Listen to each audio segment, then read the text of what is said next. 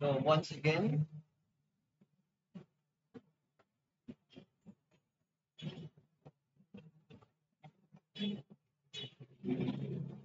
okay na tayo?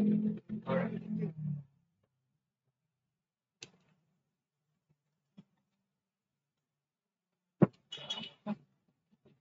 Nahulog kasi kaya ayaw.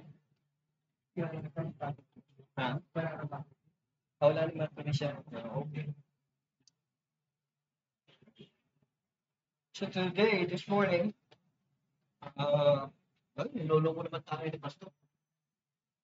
Last Sunday, salvation is grace. Ngayon, binaliktad mo lang, Pastor. Grace is salvation. I look into God's word, and I pray that this morning we're able to look into scriptures and see and be guided accordingly. So, ang ating tutukan ngayon will be from Ephesians chapter 2, verses 8 and 9. I hope that you have done your part in memorizing the memory verse last Sunday. Ano ba yung memory verse last Sunday? Romans 6:23. For the wages of sin is death, but the gift of God is eternal life in Christ Jesus our Lord. Okay, so today, this morning, we'll be looking into Ephesians chapter 2, 8 and 9. For by grace you have been saved through faith, and that not of yourselves, it is the gift of God, not as a result of works, so that no one may boast. Today, I would like last Sunday, we talked about how we are saved by grace, diba? So, ang grace sa Tagalog, biyaya. It is a gift, okay? It is a gift, and we are unworthy of such gift, okay? We are unworthy, or we are undeserving of such gift. Why are we undeserving? Yun ang tanong. We are undeserving because of the fact that we are sinners. Okay? And dapat lang, like for example, if we are going to go through legalism, okay? Kung magiging legalistic lang tayo, okay? Kung ano yung ginawa mo, may katumbas to. Tama? If you did something good, what will happen to you? Something good will also happen to you, right? May kakibat itong, what do you call this? A reward. Ba, may reward. Okay? Kung may ginawa kang mali, ano mangyayari? There will be a punishment. Okay? So, may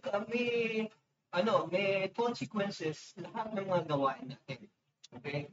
And because of the fact that the Bible is pointing out that you, me, all of us, we are all sinners, then ano ang katumbas ng sinful nature natin? So, balikan natin yung Romans 6:23. Death, diba? Sabi niya, for the wages of sin is death. Kabayaran lang. Yun lang naman it is but normal or legal na dapat lang tayo maparusahan because of our sinful nature. Okay? And then later on, hindi natapos doon yung phrase, hindi natapos doon yung message sa atin ng Panginoon. But at the minute, God intervened. Okay? Namagitan ang Diyos. God intervened and He said, but the gift of God. Oh, when you talk about gift, di ba, I believe I have clearly illustrated what a gift is last Sunday, right? A gift is something that is unpaid for. Okay? You don't pay for a gift, di ba? Pagka may binigay sa iyong regalo, hindi mo kailangang bayaran o suklian, kumbaga, o tumbasan. Okay? Because nawawala yung essence niya, di ba? Nawawala yung essence ng isang regalo, isang biyaya sa iyo kung katutumbasan mo ito ng isang bagay din. For example, you are at home, okay? And then you are visited by a friend. You are visited by a friend, and this friend has brought something like a good recipe. Masarap ng dala-dala niyang pagkain. Okay? And sabi niya, pagsaluhan natin ito. Now, for being us as legalistic people, isipin natin, naku, it's like obligado ako, parang ganun. Parang obligado ako ngayon na tumbasan ko yung ginawa niya. Tutumbasan ko wherein gagawa din ako ng masarap na recipe. Gagawa rin ako masarap na luto, tapos dadalhin ko din sa kanya. Parang ngayon, itong taong ito, yung kaibigan mo na nagdala ng masarap na pagkain, parang somehow, most especially if you are in that point where you just want to bless someone, di ba? Gusto mo lang i-bless yung tao. Then, all of a sudden, you, on the other hand, you are looking at a possibility or a way of doing it again also for that person. Parang gusto mong tumbasan yung ginawa niya. So nawawala na ngayon yung essence ng gift na it is free. Okay? Dapat we need to understand that a gift is with no obligation. Okay? So, lalo sa atin mga Pilipino, may pagka-Italian tayo ang style natin. We got this from the Europeans, yung utang na loob. Pagka may utang na loob, obligado ka ngayon na tumbasa.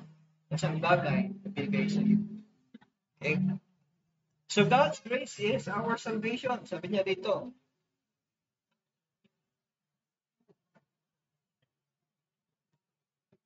You need to understand, mga kapatid, salvation is not about yung pagkakabayubay ni Kristo sa krus. That is a given. Okay, when he was hanging on the cross, he died on that cross. That's not the whole point of salvation. The whole point of salvation is that the grace of God, yung biyaya niya, that despite of our unworthiness, God long time ago has decided to give you salvation. Yun yung magandang premise dito. Yun ang dapat na pagkatunghayan natin. Okay? Kasi yung the point of the matter na merong namatay, nabayubay sa krus, they will even kayang gawin niya ng kahit na sino, di ba? Yung may pagka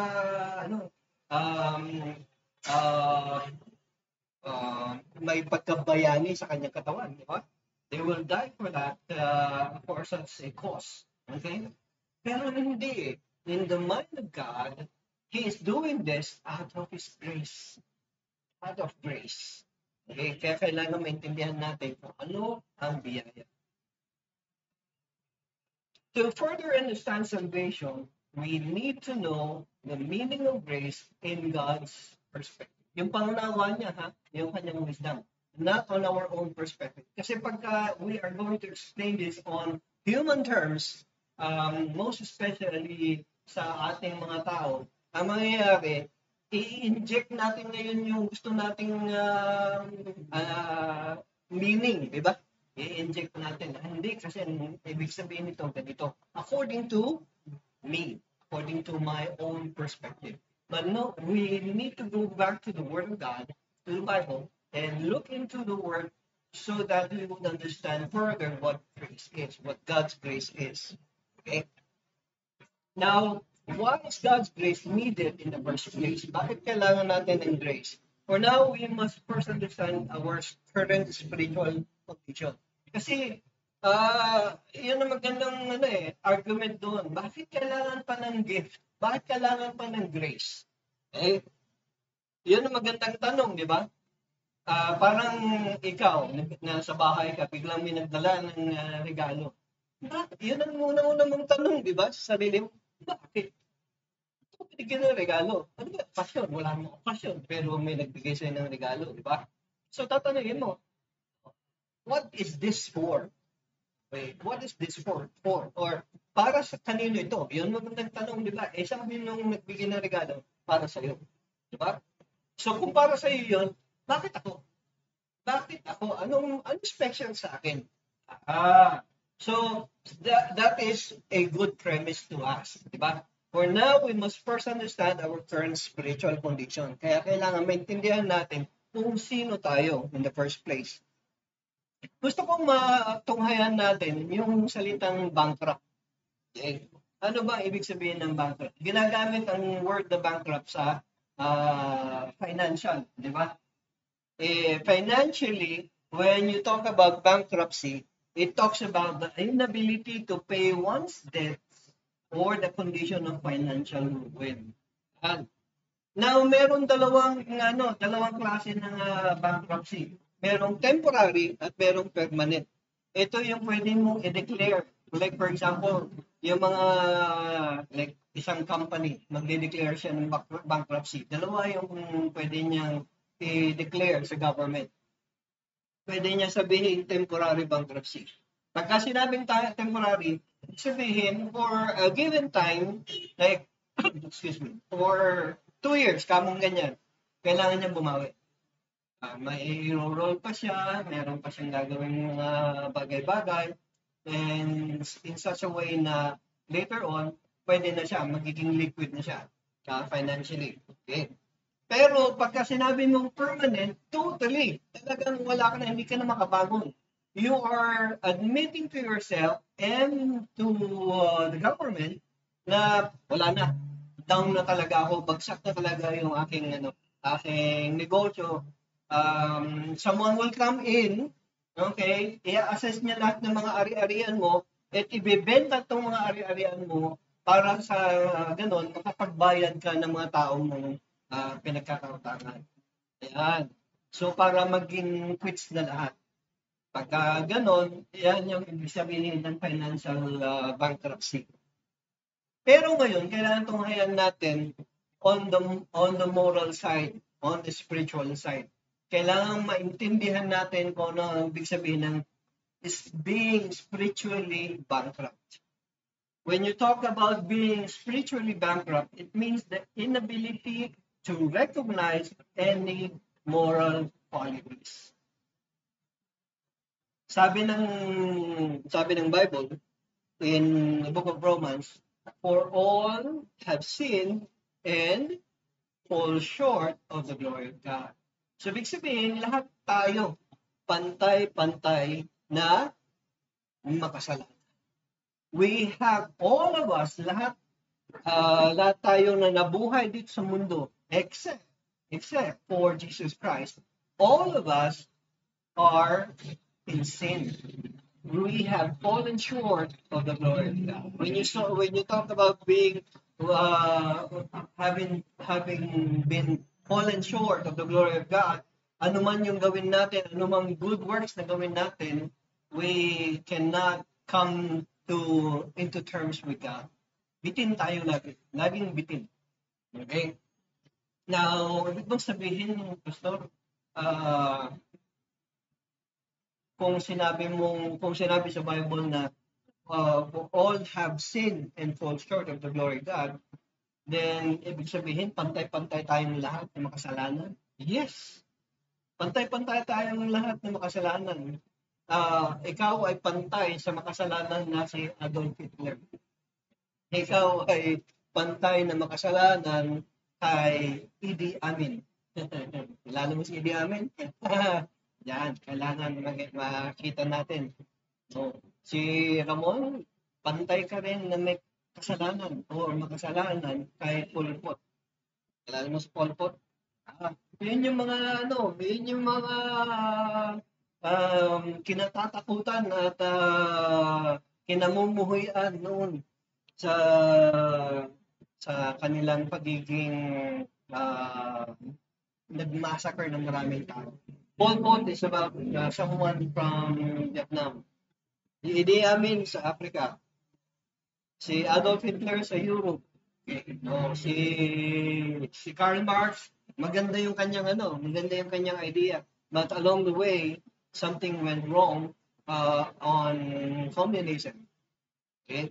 So lahat sila, maganda man yung naging idea nila, gusto nilang mangyari, all of us, all of the people here on earth are sinners. And we all fall short of the glory of God. Kahit naman sabihin pa natin na, may moral recognition naman ako. I recognize something good and something bad. But, hindi entirely, hindi totally, di ba? Kasi when you say, wala tayong moral qualities na nare-recognize na maganda, yun yung sumasapaw sa magandang naisip natin. Okay, later on, we'll find out. Okay? So grace, man's condition in the realm of morality is quite scornful, but true, as each and everyone is spiritually bankrupt. Kaya maraming magiging many would not agree on this. Kasi, pastor, paano mo sasabihin na ako ay makasalanan? Ang dami kong ginagawang mga mabuti. Okay? Philanthropo nga ako ang dami kong ginagawang pagtulong sa aking kapwa. But still, the moment you fail in sin, one way or another, everything falls. Okay? Lahat tayo ay makasalanan. At ayaw nating aminin ito. So this is who we are. We are spiritually bankrupt and unable to pay our debts. Kaya kailangan nating dumating sa puntong aminin natin sa ating mga sarili. We need to admit this condition, this spiritual condition, na tayong lahat ay makasalanan. Na tayo, all of us, we are all spiritually bankrupt. Ngayon, when you talk about spiritual bankrupt, ano yung condition na yun? Is it a temporary spiritual bankruptcy? Or is it a permanent spiritual bankruptcy? Kasi pagka sinabi mong temporary spiritual bankruptcy, anong mangyari? Meron pa pang pwedeng gawin, di ba? Kasi temporary lang siya. Partial lang, ibig sabihin. Pwede pa akong gumawa ng isang bagay. Okay? Pero hindi. Kailangan natin aminin sa ating mga sarili that we are permanently, spiritually bankrupt. Totally. Okay? Hindi tayo temporary. So that means, pagka ganun ang mangyayari, ganun ang admission mo sa sarili mo, ibig sabihin, you are unable to pay for your debts. Tama? Hindi mo pwedeng bayaran yung iyong mga kasalanan. Tama? Kasi kung kaya mo bayaran yung mga kasalanan mo, kanya-kanyang krus na tayo. Di ba? Kanya-kanyang hila at pasan tayo ng mga krus natin. So the death of Christ on Calvary is no longer effective. Pagka ganun ang muli. For that to be effective in your life, you need to admit that you are unable to pay for your spiritual debts, for your sinful nature. Okay? Yun ang dapat na maging admission natin. Now, without the grace of God, we would find ourselves deep in sinful debt without any hint of escape. You cannot escape. Wala kang magagawa na pagtakas. Hindi mo matutubos yung sarili mo. Di ba? Pwede mo bang sabihin yun, tutubusin ko yung aking sarili? We cannot do that. What? We are all spiritually bankrupt. At ito nakakalungkot at ito ang nakakatakot mga kapatid. Na even for professing Christians, self-professing Christians that they say that they are born again, they have received Christ as Lord and Savior. Marami sa atin, mga kapatid, if we cannot admit that we are totally and completely spiritually bankrupt, ibig sabihin, itong pagdating natin dito sa sa church, yung pag-attend natin ng church service, yung pagbibigay natin ng tulong sa kapwa, parang at the back of our minds, sabihin natin, one day makikita ni Lord yung aking resume. Makikita ni Lord yung CV ko. At lahat ng mga good deeds mo, nakatali lahat yun. May pang pogi points ka. When you one day go up to the presence of God, pwede mong singilin si God na, I've been a good boy. Okay? I've done something, I've done this, I've done that. Parang pwede mong ipamukha kay God na meron kang naging part in your salvation. But no, we will all fall head first into hell, which is so befitting for those who do not admit that they are spiritually bankrupt. We are unable to save ourselves even for a while, even for a bit. Hindi mo yung sabi ko kanina, di ba? Or sometime before, if you are spiritually dead, you are unable to move. Ba? Walang life sa iyo eh. Walang buhay sa iyo. Dead ka nga. Pagka sinabing spiritually dead, you are unable to do something spiritually. Okay?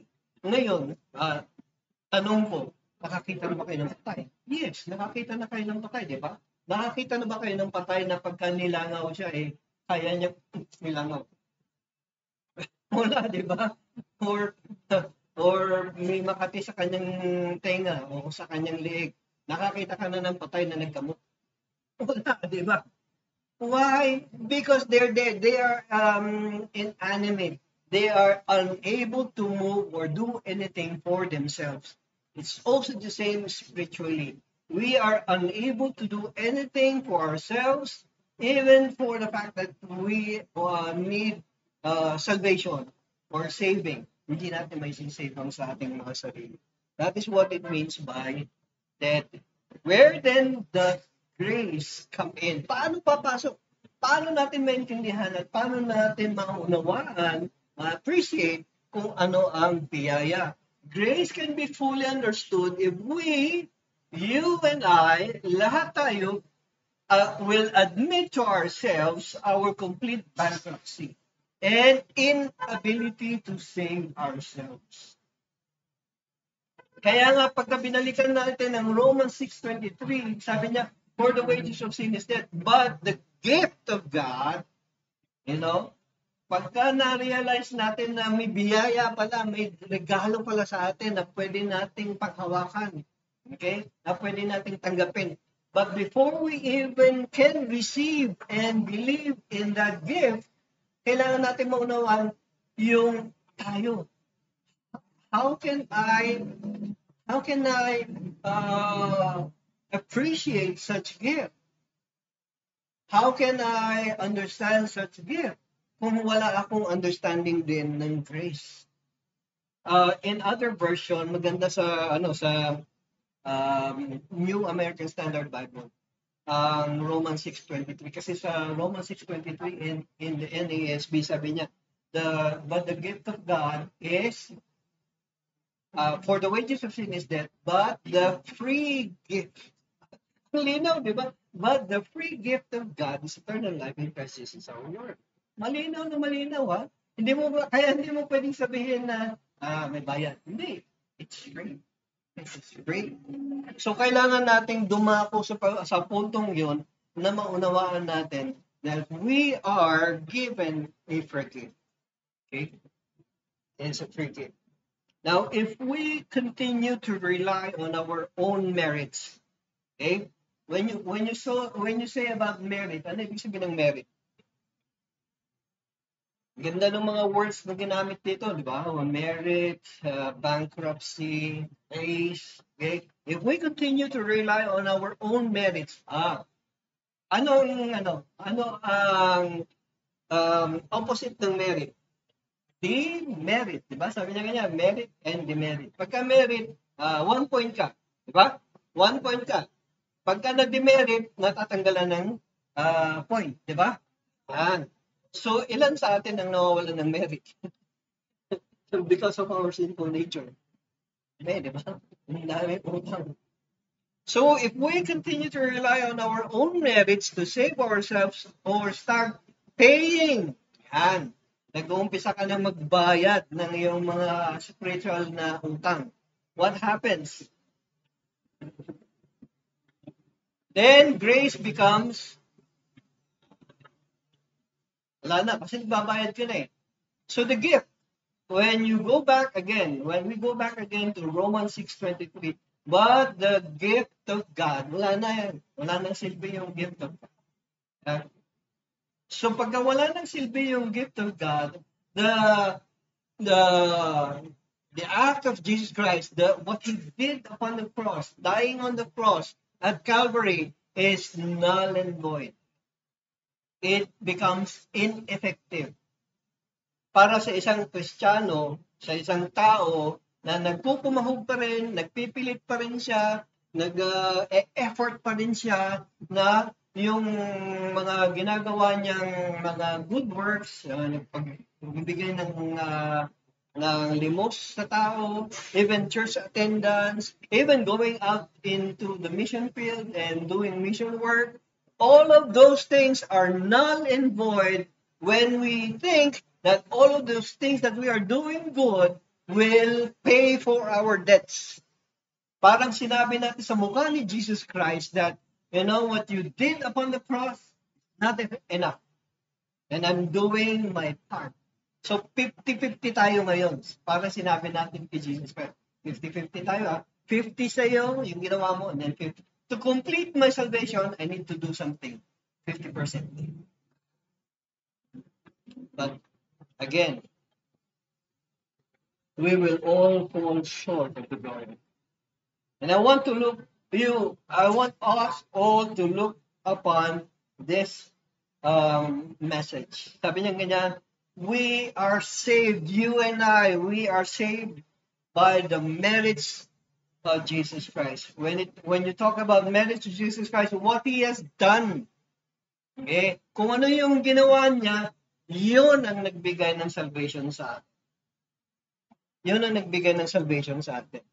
We must look upon Jesus Christ and His death on the cross as the full payment for our debts. Yun, yung ginawa niya doon. Okay? Hindi mo na pwedeng sabihin na parang kulang ng parang kulang ng mga 25 na lashes. Parang kulang ng 5 tinik yung kailangan na nandoon sa ulo ni Jesus Christ. Parang ganun sinasabi natin. It is like we are actually mocking God. Diba?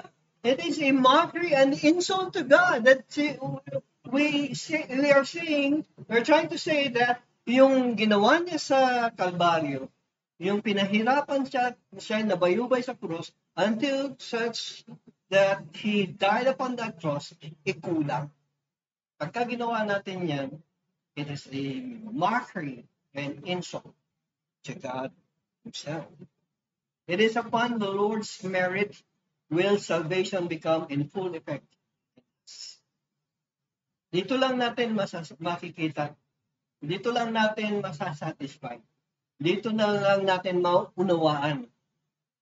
It is His doing and not your work that saves us. In Galatians chapter 5 verse 24, sabi niya 2-4, sabi niya, behold, I, Paul, sabi ni Paul, say to you that if you receive circumcision, kasi long time ago, ito yung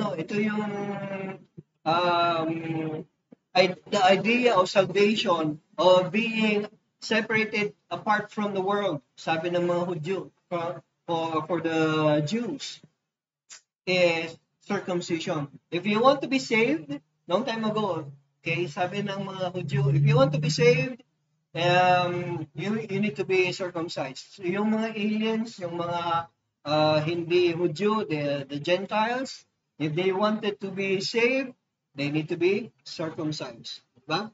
Yun din ang nangyari when in the Old Testament, di ba? Naging batas yun.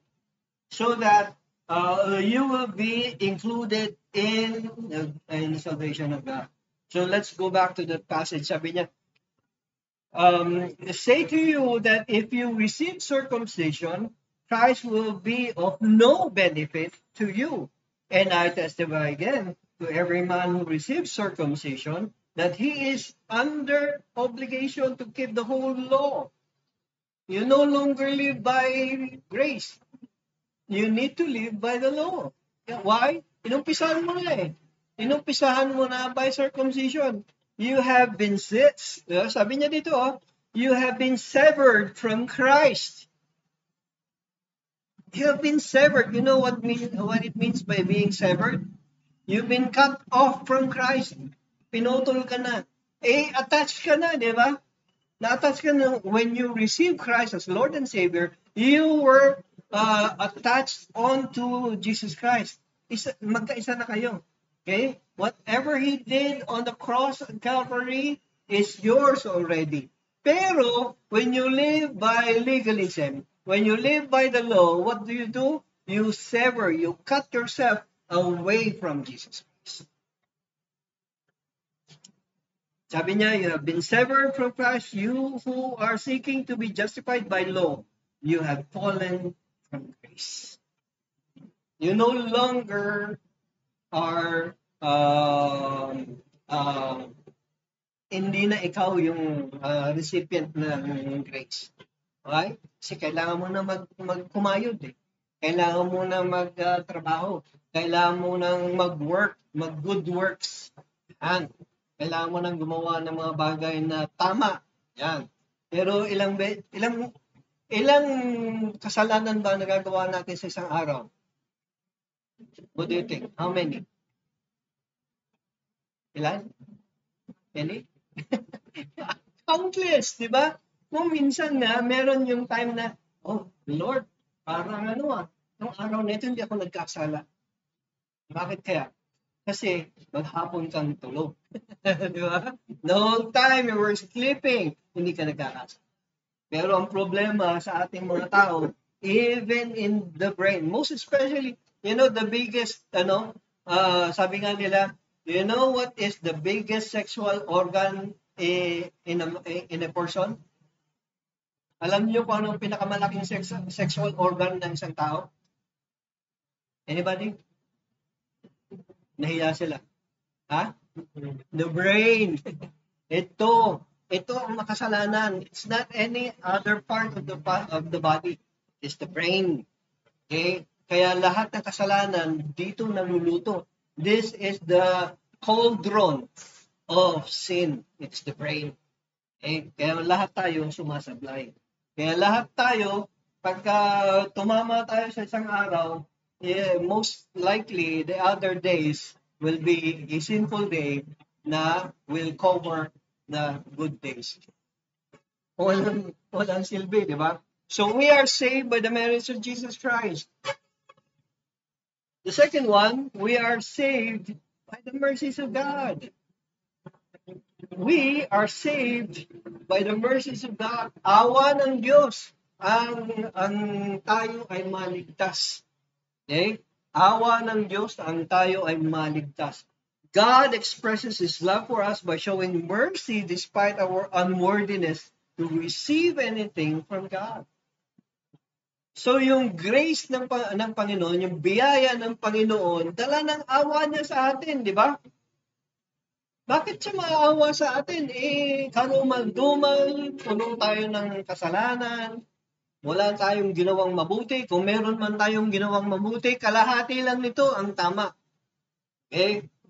So, yung bang gumawa ka na ng tama, pero kalahati pala nito, mali.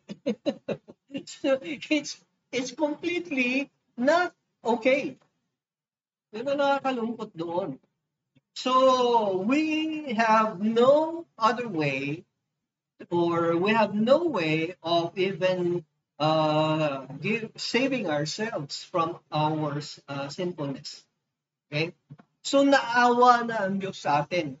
Awa naman ng mga ito, talagang wala na, talamak sa kasalanan. And so because of this, because of the mercies of God, He gave us grace. Gave us grace. His grace is shown through the cross of Jesus Christ. And we all need the cross of Christ. Amen? I need the cross of Christ. In Ephesians chapter 2, verses 4 to 7, but God, being rich in mercy, because of his great love with which he loved us, even when we were dead in our transgressions, made us alive together with Christ. By grace you have been saved. Okay, biyaya ang nagligtas sa atin, and raised us up with Him, and seated us with Him in the heavenly places in Christ Jesus, so that in the ages to come, He might now show the surpassing riches of His grace in kindness towards us in Christ Jesus. In other words, mga kapatid, dahil sa ginawa ni Kristo, na pagkakabayubay at the substitutionary death of Jesus Christ on the cross, okay, yun ang titignan niya. Yun ang panghahawakan ng Diyos para sa ating kaligtasan. Not about who you are, not about what you have done or will do in life, but because of what Christ did on the cross. That is what it means. So, kailangan natin maintindihan ito, mga kapatid, ha? There's nothing about you. There's nothing about what you have done. It is all about God. It's all about God. Kaya tunghayan natin, yung una, we are saved by the merits of Jesus Christ. Secondly, we are saved by the mercies of God. Okay? Mga kapatid, God overlooked our sins and showed His mercy by the substitutionary death of Jesus Christ on the cross at Calvary. When you talk about overlooked, you stand before God. We will all stand before God, sinners as we are, okay? And we cannot say anything before God and say, no, God, I did something. I did this, I did that. I was the CEO of this. I am the founder of this. I had so many churches built around the world. Okay? Kahit ano yung mga gawin nating claims, kahit ano yung mga claims na ginawa natin, God will look at your heart and He will ask, what happened to Christ? What happened to Christ? But if we stand before God, with all of our sins, admitting to God that we are all sinners, okay, we will stand before Him and He will overlook, who we are, and He will look at Jesus Christ. Ang titignan niya yung hindi ikaw eh. Ang titignan ng Diyos ay kung sino si Kristo sa iyong buhay. Beautiful, di ba? So yung kung ano man yung kasalanan natin, ano man yung pagiging karumal-dumal natin sa mata ng Diyos, all of those things are overlooked. Despite the heaviness of our sinfulness, those things will be overlooked, and God will look upon Jesus Christ, how you live Jesus Christ. None shall be saved. Ito ang totoo, mga kapatid. None shall be saved if the basis of salvation will be on every good works. For all have sinned and fall short of the glory of God.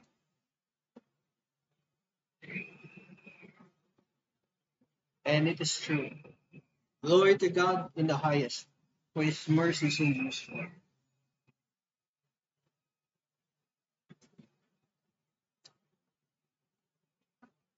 So we all believe in the Christian. The Christian life is something like justification, sanctification, and glorification. Let me explain na. Pagka sinabi mo, ito yung ito ang buhay ng isang Kristiyano. Ang buhay ng isang Kristiyano is justification, then sanctification, then glorification. When you talk about justification, it says that the moment you receive Christ as Lord and Savior, you believe on Christ Jesus and what He has done upon the cross, dying on the cross for your sins, that is justification. Okay, you are now justified by Jesus Christ. Okay, siya yung nag-justify. If you believe in your heart that His substitutionary death is enough already and is complete already, yun yung ibig sabihin ng justification. Glorification is over here when we die. When one day you die, and how I pray that I will die already. How I pray that I will die already and go to God and everything is good. Okay? Everything is good. Why? Because glorification means you face God and you are glorified, you are brought into the realm, into the presence of God and be with God in eternity. Yan ang maganda, di ba? Yun yung longing natin, di ba? Yun yung hinihintay natin, di ba? Darating yun. Darating yun. Huwag niyo akong tularin. Pinag-pray na pala ni pastor ang mamatay. Pero if you believe that the presence of God is what is the best, then yun ang longing natin, di ba? Yun ang inihintay natin, yun ang gusto nating marating, di ba? Yun ang ibig sabihin ng eternal life. To be in the presence of God forever. Okay? Pero ang problema, ito, the part of sanctification. The part of sanctification is very hard. You know why? Kasi kailangan nating mabuhay dito sa mundo eh. Kailangan nating araw-araw, our daily grind. Our daily grind is very difficult. Okay? Most especially for a true Christian. A true Christian will need to wake up every day, okay, and every day will be a challenge, a spiritual challenge for him. Okay? Nakakalungkot kasi marami, they are no longer challenged every day. Why? Because they no longer defy what the world is doing, but what they are doing right now is that they are going with the flow of the world. Nabubuhay na sila sa mundo. Kaya okay lang. Hindi mga kapatid. Our sanctification has something to do with how we live according to Christ. Hindi pwedeng nabubuhay tayo at nabubuhay tayong half-half or 50-50 or partial lang ang buhay natin. Partially for the Lord and partially for us or partially for the Lord. Maraming ganyan. Compartmentalized yung kanilang pagiging Kristiyano wherein na-compartment lang si God on Sundays. From Monday to Saturday, it's all mine. Akin lahat yun. Pag Sunday, alright, sige, kay God yun. No, we need to understand that as we go through the life of sanctification, we go through the grace. Let us pray. Father,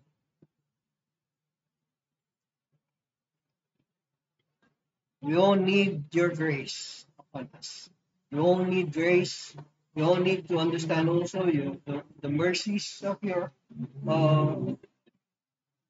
mercy upon us, so that we would understand further how glorious, how beautiful the gift of eternal life is, and how it was paid for by Christ Jesus our Lord and Savior on the cross of Calvary. I thank you, Father, for giving us this opportunity once again to look into your word. And I pray, oh Holy God, that as we live day to day, pray that your grace will continue to lead us, will continue to give us wisdom that we need for every day that we are to work in this life. Father, pray, continue to give us wisdom and strength for, for today and for the rest of our days, that we may live according to your will and not according to our will. We thank you, O God. This is my prayer in Jesus' name. And God bless us all.